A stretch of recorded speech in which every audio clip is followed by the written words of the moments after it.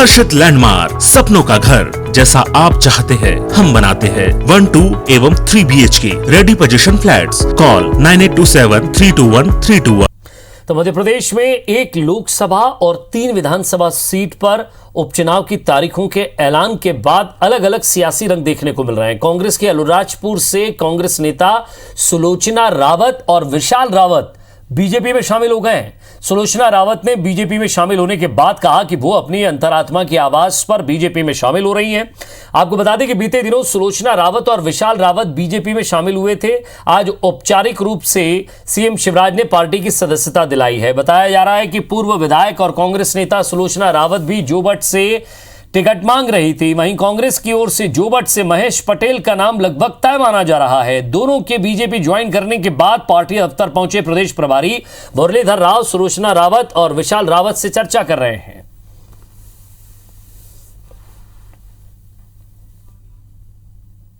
मैं हमारे आदरणीय मुख्यमंत्री जी को मैं बहुत बहुत धन्यवाद देना चाहती हूँ। हमने इस पार्टी को इसलिए ज्वाइन करा है कि कांग्रेस पार्टी का नेतृत्व तो थोड़ा कमजोर हो गया है, इसलिए मैं दुखी होकर यहाँ आई हूँ।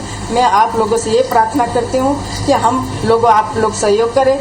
बहन श्रीमती सुलोचना रावत जी और उनके बेटे हमारे युवा नेता विशाल रावत जी ने भारतीय जनता पार्टी के आज ज्वाइन किया है। इसके लिए मैं उनको बहुत हृदय से भारतीय जनता पार्टी में परिवार में सम्मिलित होने की बहुत बहुत शुभकामनाएं। सहज सरल सादगी की प्रतिमूर्ति, सज्जनता और सेवा का भाव, ये सुलोचना जी का और परिवार का स्वभाव रहा है।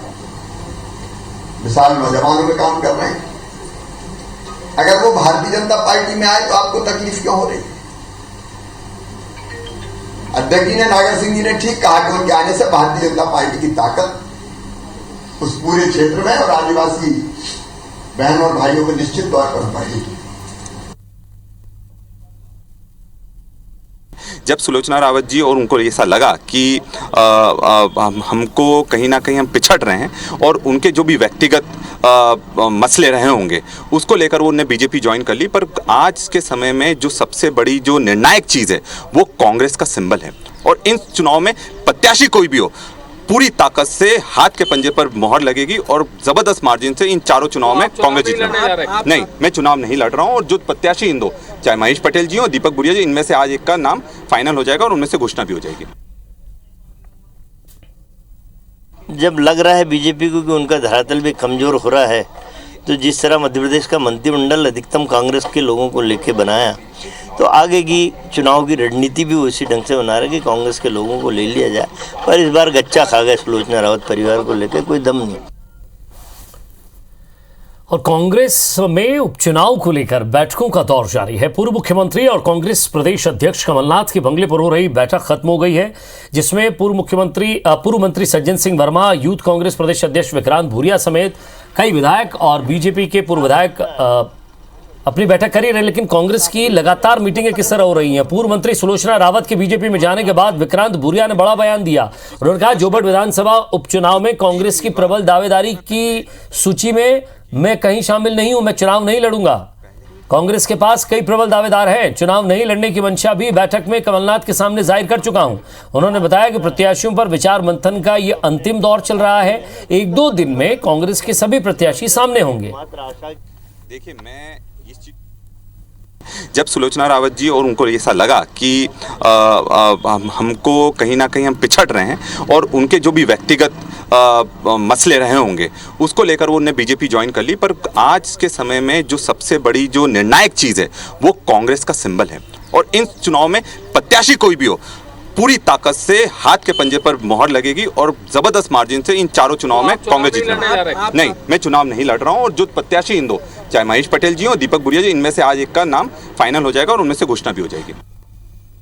और इधर हमारे संवाददाता सुधीर दंडोतिया हमारे साथ जुड़ गए। सुधीर, सोचना होगा कि आखिर क्यों चली गई सुलोचना। वाकई एक बड़ा झटका जरूर है कांग्रेस के लिए, क्योंकि कांग्रेस से संभवतः ये लगता है कि वो टिकट की मांग कर रही होंगी और यही बीजेपी उन्हें शामिल करती है, जो उनके प्रत्याशी माधो सिंह डाबर को 2 बार हरा चुके हैं। एक बार मां हरा चुकी है, दूसरी बार बेटा हरा चुका है।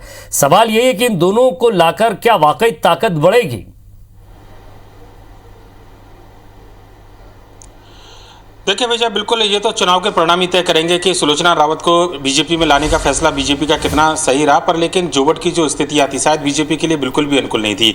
बीजेपी के सर्वे की बात करें या बीजेपी के जो कार्यकर्ता और नेता थे उनके फीडबैक की बात करें, बीजेपी के पास में कोई ऐसा चेहरा नहीं था जो जोवट में कम से कम जीत की गारंटी ले। लिहाजा बीजेपी संगठन भले ही कमल पर फूल पर चुनाव लड़ने की बात कहे, कार्यकर्ताओं के दम पर चुनाव लड़ने की बात कहे, पर लेकिन बीजेपी को कम से कम एक चेहरा यहाँ पर ऐसा चाहिए था जो भूरिया परिवार या फिर कांग्रेस का मुकाबला कर सके।